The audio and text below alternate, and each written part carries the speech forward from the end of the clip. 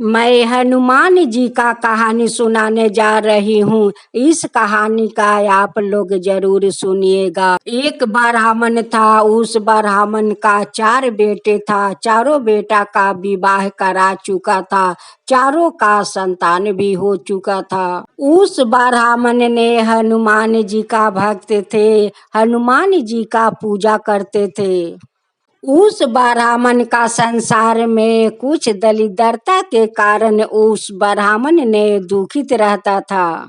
एक दिन ब्राह्मण का बड़े बेटा अभिमन्यु कहता है कि पिताजी हनुमान जी का भक्त है। मैं भी हनुमान जी का भक्त ब्रह्मचारी बनना चाहती हूँ। अभिमन्यु हनुमान जी का मंदिर में जाकर पूजा करने लगा। पूजा करते करते तो वो ब्रह्मचारी बन गया। लेकिन उनकी घर का तो दरिद्रता कम नहीं हुआ। अभिमन्यु का पत्नी कहती है अभिमन्यु से कि आप तो अपना जिम्मेदारी छोड़कर हनुमान का ब्रह्मचारी बन गए, लेकिन क्या हुआ, संसार में तो दरिद्रता का दरिद्रते रह गया। अभिमन्यु अपना पत्नी के बुझाते हैं कि देखो, इस संसार में तो किसी का घर में धन है तो किसी का घर में दरिद्रता के कारण लोग दुखित रहता है, लेकिन दुखित होने से तो कुछ नहीं होता है, दुख को तो सहना पड़ता है। जिस दिन हनुमान जी का दया होगा उस दिन दरिद्रता दूर हो जाएगा। ऐसे देखते देखते तो कुछ दिन बीत गया। एक दिन अभिमन्यु सोचता है कि मैं क्यों नहीं हनुमान जी का कठोर से कठोर आराधना मैं करती हूँ। एक दिन अभिमन्यु अन्न जल त्याग करके हनुमान जी का तपस्या करने लगा। जब सूरज देव उठते हैं तो देखते हैं कि तो ब्राह्मण हनुमान को तपस्या कर रहे हैं, वो भी अन्न जल त्याग करके। तपस्या करते करते सुबह से शाम हो गया, शाम से फिर सुबह हो गया, फिर सूर्य देव उठते हैं। फिर देखते हैं कि ब्राह्मण तो ये काल से तपस्या कर रहे हैं, लेकिन हनुमान जी तो अपना दर्शन नहीं दे रहे हैं। फिर सुबह से शाम हो गया, सूरज भगवान ने अपना माँ का गोद में चला गया, लेकिन ब्राह्मण देव का तपस्या नहीं छूटा, वो तपस्या करते रह गए। फिर सुबह हो गया, जब सूर्य देव उठते हैं देखते हैं कि ये तो ब्राह्मण देव आज 3 दिन से तपस्या कर रहे हैं, लेकिन हनुमान जी तो अपना दर्शन नहीं दिखा रहे हैं और नहीं कुछ कह रहे हैं। सूर्य भगवान कुछ सोच रहे हैं कि क्यों नहीं इस ब्राह्मण को कुछ मैं तकलीफ दूं। अब तो सूर्य देव अपनी अग्नि ज्योत उस ब्राह्मण का शरीर पर देने लगे। अब तो ब्राह्मण देव का शरीर काला होने लगे। जब हनुमान का आंख खुला तो वो देखता है कि सूर्य देव तो मेरे भक्त को अपना ज्योत से उनकी अपने ज्योत से मेरे भक्त का शरीर जला रहे हैं। अब तो हनुमान जी ये सब देख कर बहुत क्रोध हो जाते हैं, क्रोध होकर उड़ जाते हैं या उड़ कर जाकर सूर्य भगवान का जलते हुए इगिल लेते हैं।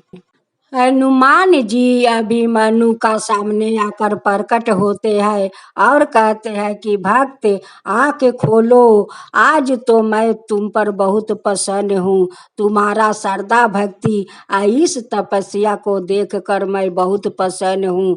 आज तुम जो मांगोगे वही मैं दूंगी, तुम आज मांगो हमसे। अभिमन्यु कहते हैं कि हे हनुमान जी, मुझे तो कुछ दिखता नहीं है तो मैं मांगू कैसे। अगर मुझे आँख से दिखेगा तभी तो मैं कुछ मांग सकती हूँ। आगे आप रोशनी तो कीजिए, तभी तो आपसे मैं कुछ मांग सकता हूँ। हनुमान जी, आप रोशनी तो पहले कीजिए। इस संसार में तो इतना अंधकार छा गया है हनुमान कि कुछ दिखता नहीं है कि मैं मांग सकूं। अगर मैं कुछ देखूंगी नहीं तो मांगूंगी कैसे वीर हनुमान, कैसे मांगूंगी। अपना भक्त के इस सब बात सुनते ही हनुमान जी सूर्या देव का अपना अंदर से ही गिल देते हैं। अब तो चारों ओर रोशनी फैल गया। अभिमन्यु अपना हनुमान से कहते हैं कि हे हनुमान, सूर्य भगवान का तो इसमें कोई कसूर नहीं है। वो तो हमें देख रहा है कि 3 दिन से अन्न जल त्याग करके मैं आपका तपस्या करता हूँ। उस लिए सूर्य देव का मेरा तकलीफ देखा नहीं गया। उस लिए अपना ज्योत से सूर्य भगवान हमें जलाने लगे कि आप जल्द से जल्द आप प्रकट हो हमें दर्शन दिखाए। इसलिए सूर्य भगवान को इतना करना पड़ा वीर हनुमान, इसलिए करना पड़ा। सूर्य देव कहते हैं कि हनुमान आपका भक्त सत्य बोल रहा है, ये जो बोल रहा है सत्य बोल रहा है। हनुमान कहते हैं कि हे सूर्या देव, हमें आप माफ कर दीजिए, हमें आप माफ कर दीजिए। हम तो अपना श्री राम जी को ध्यान में थे, उस लिए तो अब मेरा भक्त के ऊपर नजर नहीं पड़ा। सूर्या देव नजर नहीं पड़ा। हनुमान जी कहते हैं कि अभिमन्यु, तुम्हारा श्रद्धा भक्ति और तपस्या देख कर तो मैं बहुत प्रसन्न हूँ। आज तुम हमसे मांगो। उस ब्रह्मचारी हनुमान जी से कहते हैं कि हनुमान जी, मैं क्या कहूँ, आप तो अंतर्यामी है, आप तो सब कुछ जानते हैं। हनुमान जी सब कुछ जानते हैं। मेरे संसार में तो दलिद्रता के कारण सभी लोग दुखित है। हे वीर हनुमान, सभी दुखित है। हे वीर हनुमान, मैं आपको क्या बताऊं। उस हनुमान जी ने अपना भक्त को तथास्तु व सुखी होने का कहकर अंतर ध्यान हो गए। रात को सोते समय हनुमान जी अभिमन्यु का घर जाते हैं और रात भर में उनकी घर महल हो गया, उनकी घर धन से भर गया। जब वो लोग का अंगी टूटता है तो देखता है कि यहाँ पर तो राताराती महल बन गया है, घर में धन भर गया है, हम लोग राजा का पोशाक में है। राजा जैसा हम लोग पोशाक पहने हुए हैं। अभिमन्यु अपना पत्नी से कहते हैं कि देखो मुनि का माँ, सबूरे में मेवा है, जब तुम सबूर करोगी तभी उसमें तुम्हारा मेवा मिलेगा। ये तो विधि का विधान का लिखा है, ये दिन तो पलटते रहते हैं, कभी देखो धनी कभी देखो गरीबी। सबिन का दिन एक जैसा नहीं होता है मुनि के माँ, एक जैसा नहीं होता है। जो दुख करता है एक दिन उन्हें सुख जरूर मिलता है, जो सुख करता है उन्हें भी एक दिन दुख करना पड़ता है। जो विधाता तकदीर में लिख देता है वही होकर रहता है, उसको कोई नहीं मिटा सकता है। हे हनुमान, जैसे आप उस ब्राह्मण को घर राताराती जाकर आप महल बना दिया, धन भर दिया, वैसा ही सबका घर में धन भर दीजिए। हे हनुमान, सबका घर में धन भर दीजिए।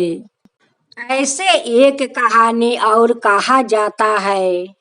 उसी गांव में एक गंगू तेली रहा करते थे, उनकी एक बेटी थी। उस तेली का बथान में एक सुंदरी गाय माता रहती थी, जो गाय माता रोज दूध देती थी। गंगू तेली उस गाय माता का दूध दूह कर उस दूध का खीर बनाकर खाया करता था। उस सुंदरी गाय माता का दूध किसी ने चोरी से दूह कर ले जाया करता था। जब गंगू तेली सुबह उठ कर जाते तो देखता कि गाय माता का भाषा में तो दूध नहीं है। गंगू तेली सोचने लगे कि शायद लगता है कि गाय माता को पेट भर का भोजन नहीं मिला है, उसलिए तो उनकी भाषा में आज दूध नहीं है। गंगू तेली अपना गाय को शाम के पहर बहुत सारा दाना खिलाते हैं और कहते हैं कि गाय माता पेट भर के भोजन करना, अकाल सुबह बाल्टी भर के मुझे दूध देना। गाय माता अपना रस्सी खोल कर सुबह सुबह उस जगह में जाकर घास खा रही थी जिस जगह में एक हनुमान जी का प्रतिमा था जो धूल माटी और मकरा के जाल से ढके हुए थे। उसी जगह गाय माता जाकर घास खा रही थी और वही जगह चोर आकर या दूध दू रहा था। गंगू तेली का बेटी बहुत नेक दिल के थी और भगवान के प्रति बहुत उनके मन में श्रद्धा भक्ति थी। गाय माता फिर से खुल कर उसी जगह पर जाकर घास खा रही थी। उसी जगह पर गाय घास खा रही थी और उसी जगह पर चोर आकर गाय का दूध दू रहा था। वैसे राजकुमारी अपना घर से निकल रही थी, देखती है कि फिर से चोर गाय का दूध दू रहा था। वो देख कर राजकुमारी उनकी पीछा किया। जाते जाते वहां पर देखती है कि यहाँ पर तो चोर नहीं है, यहाँ पर तो कुछ नहीं है, यहाँ पर तो बस है तो बजरंग बली का एक प्रतिमा और उनकी प्रतिमा के सिवा तो यहाँ पर कुछ नहीं है। राजकुमारी अपना पिताजी से कहती है कि पिताजी, यहाँ पर आप खूब सुंदर हनुमान जी का मंदिर बनवा दीजिए। गंगू तेली अपना बेटी का बात सुनकर वहाँ पर राता राती खूब सुंदर मंदिर बनवा देते हैं। उस मंदिर में धाम धूम से हनुमान जी का पूजा करवाते हैं। अब तो वहाँ पर देशा देशी के लोग आने लगे, हनुमान जी का दर्शन करने लगे, श्री राम जी का दर्शन करने लगा। उस हनुमान जी का नाम पड़ गया श्री राम भक्त हनुमान।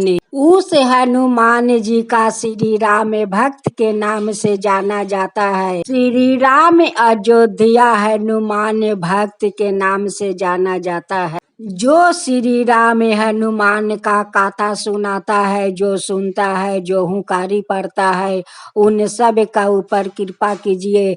हे श्री राम, हे हनुमान, सब का ऊपर कृपा कीजिए। जय श्री राम, जय श्री राम, जय हनुमान, जय हनुमान।